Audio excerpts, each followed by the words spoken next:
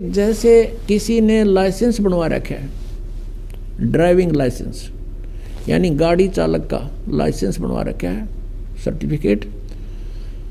तो वो गाड़ी चलाता है, यदि उससे दुर्घटना हो जाती है तो वो 90% बरी है कि भी ये ट्रेंड आदमी है, ये अनजान नहीं था, इत्फाक से दुर्घटना होगी, किसी दूसरे की भी गलती से हो सकती है। तो इसलिए इसको निर्दोष साबित कर दिया जाता है। और जिसके पास लाइसेंस है, नहीं गाड़ी चला रहा है, उससे दुर्घटना हो जाती है तो सीधा अंदर जेल में होता है वो, उसका कोई विकल्प नहीं। उससे कोई मृत्यु हो जा गाड़ी के नीचे, उसका कोई विकल्प नहीं बचा होगा। तो ऐसे जो बगैर गुरु के यानी लाइसेंस बनवाए अधिकारी के बिना अधिकारी होते हैं, ये सभी नहीं होते। अब जैसे राजा परीक्षित को सर्प ने डसना था और बताया गया उसको कि किसी को गुरु बना और उससे श्रीमद् भागवत की कथा सुन। अब वहाँ पर उसके लेखक भी बैठे थे, व्यास जी, उसने भी गुरु बनने से इनकार कर दिया और पाठ कथा करने से भी इनकार कर दिया, क्योंकि वो अधिकारी नहीं थे और अधिकारी और 7वें दिन परिणाम आना था उसका। इसलिए सब पीछे को खिसक गए कि नहीं, हम गुरु पद योग्य नहीं है। तो कहाँ से? स्वर्ग से।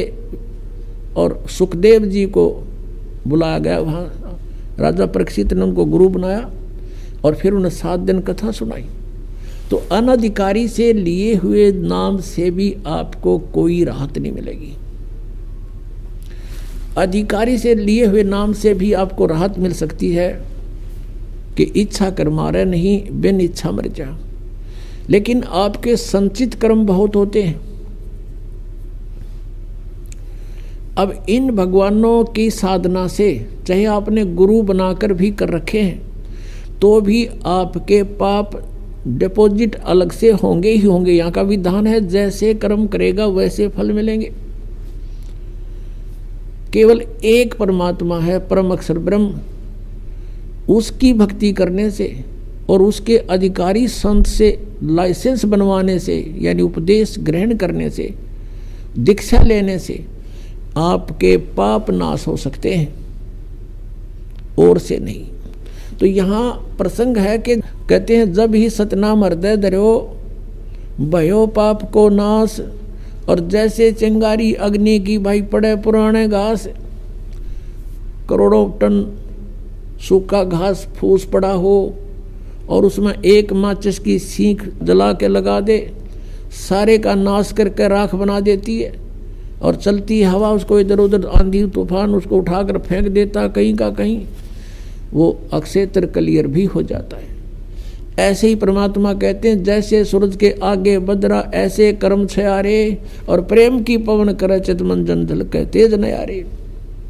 प्रेम की पवन चलेगी जब परमात्मा के मंत्र के साथ, वो तो फूंक देगा और फिर प्रेम की पवन और करे चित मन जन, भगवान में एक प्यार जागृत होगा, आंखों से आंसू चलेंगे। कहते फिर वो हवा फेंक देगी, उस सारी राख को भी कहीं की कहीं पटक देगी। अब ये क्लियर हुआ कि जो भगवान परमेश्वर कबीर जी की साधना करते हैं, उनके संचित कर्म भी और उनके प्रारब्ध के कर्म भी नाश होते हैं। लेकिन भगवान ब्रह्मा विष्णु शिव और ब्रह्म और सरपुरुष यानी ब्रह्म और परब्रह्म, अक्षर पुरुष तक, सरपुरुष और अक्षर पुरुष, इनकी भक्ति से ना तो प्रारब्ध में कोई परिवर्तन हो सकता और न ही आपके संचित कर्म का नाश हो सकता।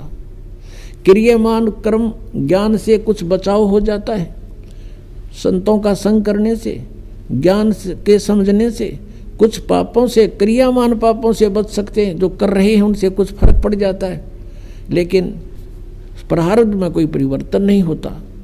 जैसे भगवान श्री विष्णु जी को श्राप दिया था नारद जी ने।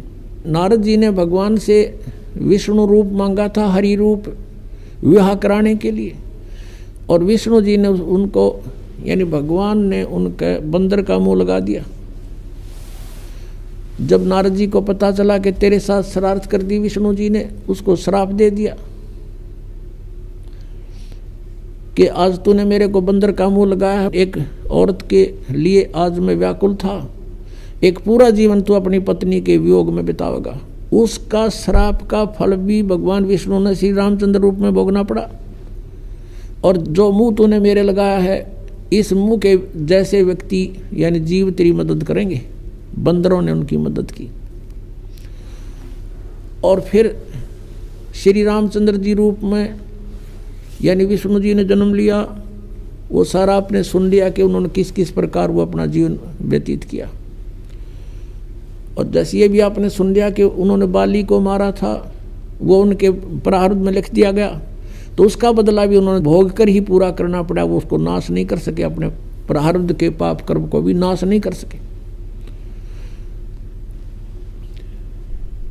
वो भी भोगना पड़ा। अब